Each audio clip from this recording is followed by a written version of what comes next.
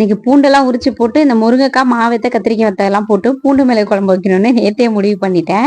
ஆனா பூண்டெல்லாம் நேத்தே உரிச்சு வைக்கல, இன்னைக்குதான் உரிச்சிருந்தேன். அதுவே கொஞ்சம் பின்ன பின்ன ஆயிடுச்சு. இந்த குழம்புக்கு நிறைய நல்லெண்ணெய் சேர்த்துக்கிட்டேன்.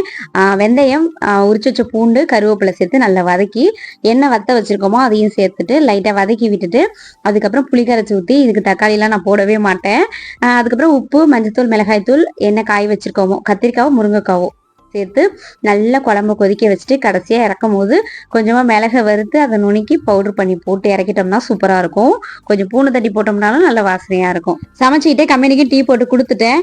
இதுக்கு தொட்டுக்கையே நீங்க முளைக்கிற பொரியல் தான் பண்ணியிருந்தேன். முளைக்கிறே கம்பெனில கொடுத்தே அரிஞ்சிட்டேன்.